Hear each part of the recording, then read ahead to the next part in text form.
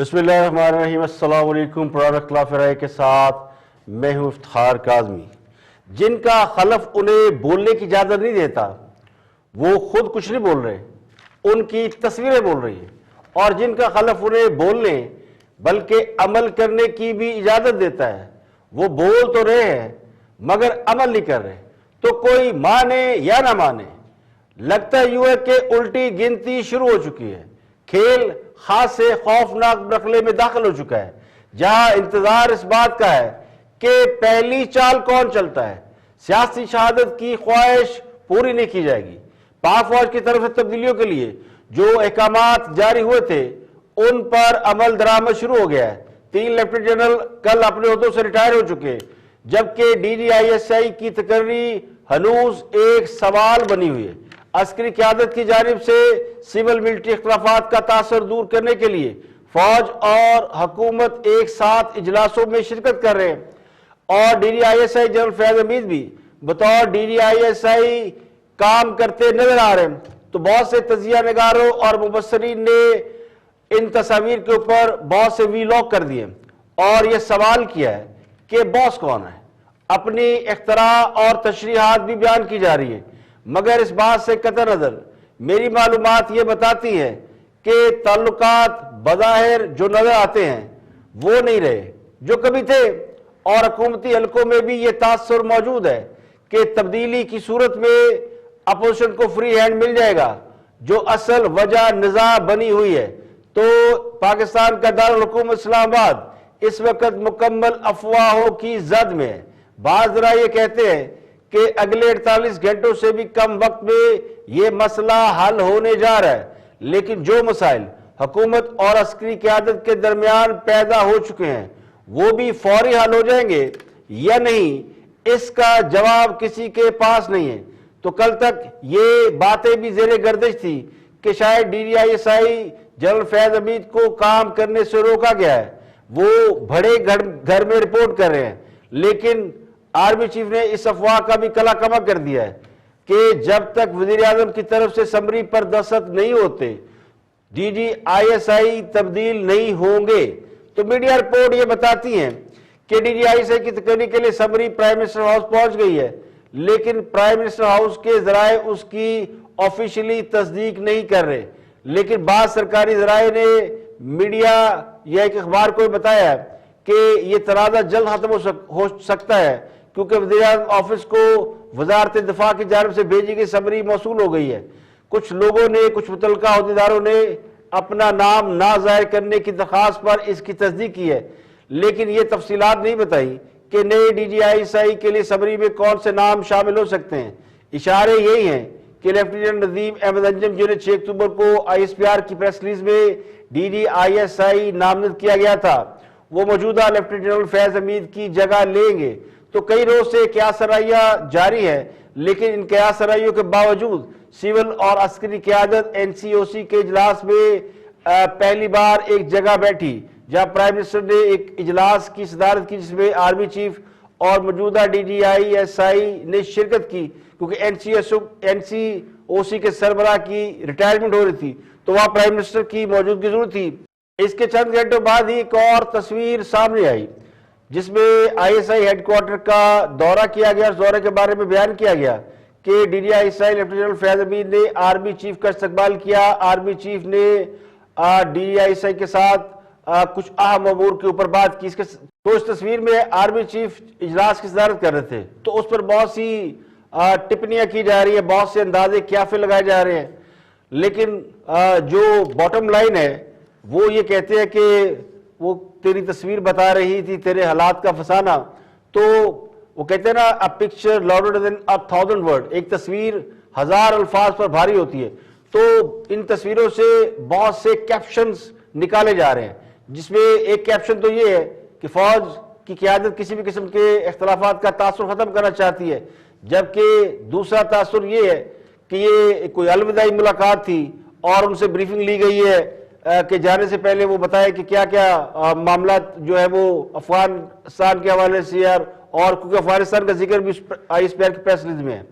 تو اس سے ایک روز پہلے 3 لیفٹیننٹ جنرل ریٹائر ہوئے، ان میں لیفٹیننٹ جنرل ماجد احسان انسپیکٹر جنرل آرمز تھے، لیفٹیننٹ جنرل عامر باسی وہ کوارٹر ماسٹر جنرل ہیں، اور لیفٹیننٹ جنرل حمود الرحمان خان کمانڈر آرمی ڈیفنس تھے، یہ این سی او سی کی سربراہی بھی کر رہے تھے۔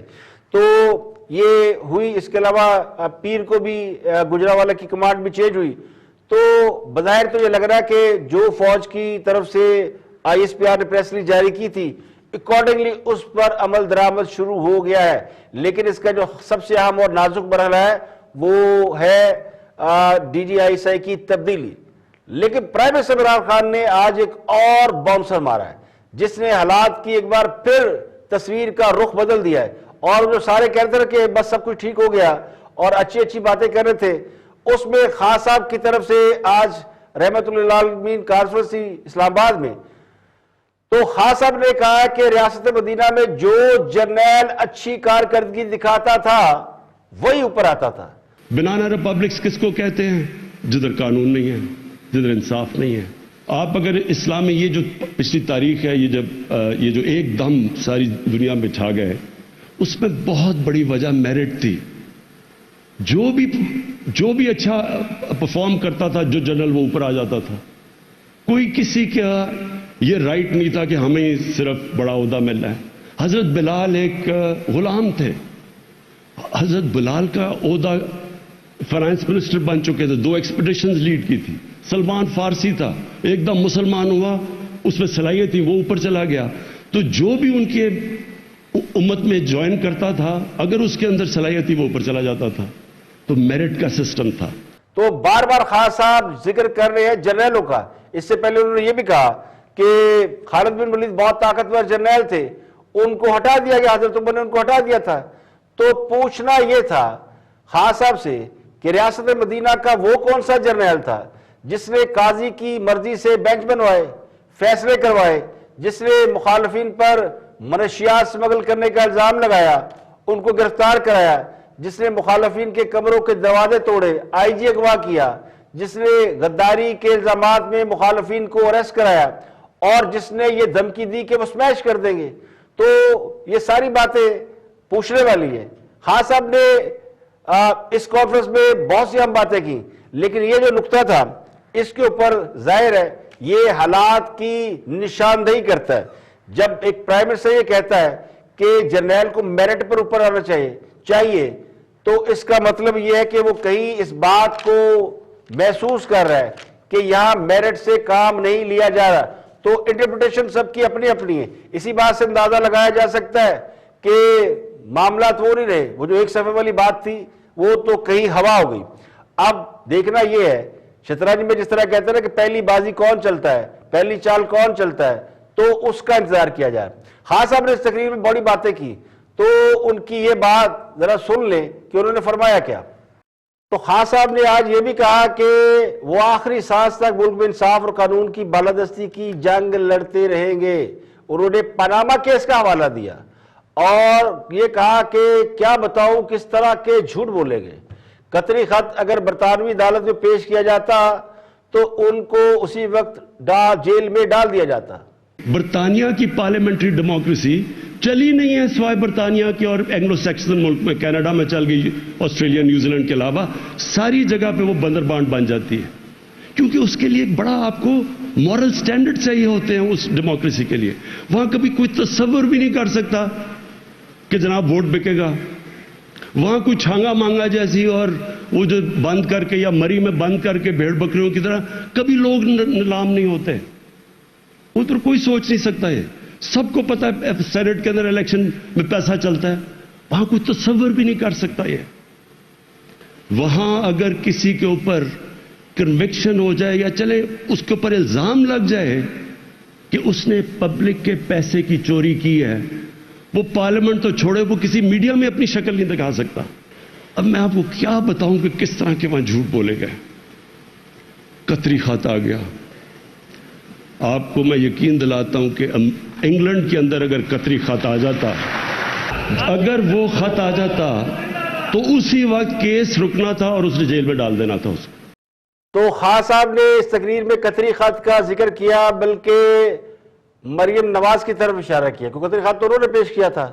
تو کہنے والے کہتے ہیں کہ خان صاحب کا اپنی تقریر میں مریم نواز شریف کو ٹارگٹ کرنا اس بات کا ثبوت ہے کہ مریم نواز نے فیصل آباد کے جلسے میں جو پتھر مارا تھا اس کی چیخیں آج نکلی ہیں. اب خود مریم نواز نے بھی اس بات کا جواب دیا ہے اور خاصا سخت لہجے میں جواب دیا ہے.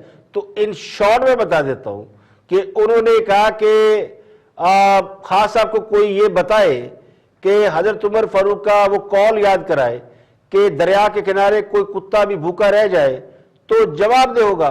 اور حضرت عمر فاروق رضی اللہ تعالیٰ عنہ نے اپنے ایک کرتے اور چادر تک کا حساب دیا اور آپ توشہ خانہ عزم کر گئے اور ڈھٹائی سے کہا کہ نہیں جواب دوں گا. تو مریم نواز نے جو خان صاحب کو جواب دیا ہے اس میں ایک بات تو سچ ہے کہ توشہ خانہ کے حوالے سے پوچھے گئے سوال کا حکومت جواب نہیں دے رہی، بلکہ یہ کہہ رہی ہے کہ یہ تحائف کے بارے میں اگر بتائیں گے تو ملکوں سے تعلقات خراب ہو جائیں گے، جس پر عدالت تک یہ کہنے پہ مجبور ہوئی ہے کہ پتہ نہیں توشہ خانہ میں ایسی کیا چیز ہے جو خان صاحب کسی کو نہیں بتا رہے. تو بڑے سوال ہیں.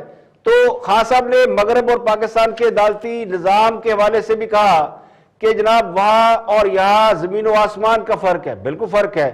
یہاں پہ آپ کسی کے اوپر جھوٹا الزام لگائے اور یہ کہے کہ اس نے مجھے 10 ارب روپے کی رشوت پیش کی تھی اور وہ ڈیفرمیشن کا یا ہتھے کی عزت کا کیس کرے تو آپ عدالت میں پیش نہ ہو، کوئی آپ کو پوچھے گا نہیں ہے. اور اگر آپ نے اپنے گھر کی توسیع کے لیے کسی جگہ قبضہ کر لیا ہے تو عدالت آپ سے کہے کہ تھوڑا سا جرمانہ دے اور اپنے گھر کو لیگلائز کرا لے، اس کو ریگولرائز کرا لے.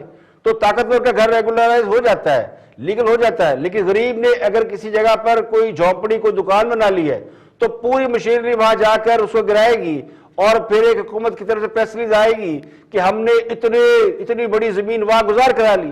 اب نواز شریف برطانوی عدالت میں براڈ شیٹ سے جیت گئے، شہباز شریف برطانوی عدالت سے ڈیلی میل سے جیت گئے، اسحاق ڈار صاحب برطانوی عدالت میں ARY سے جیت گئے. تو یہ تینوں تو ہو گئے انٹرنیشنل صادق اور امین. اور خان صاحب نے آج ہی کہا ہے کہ اگر حکمران صادق اور امین نہ ہو تو ملک ترقی نہیں کرتا.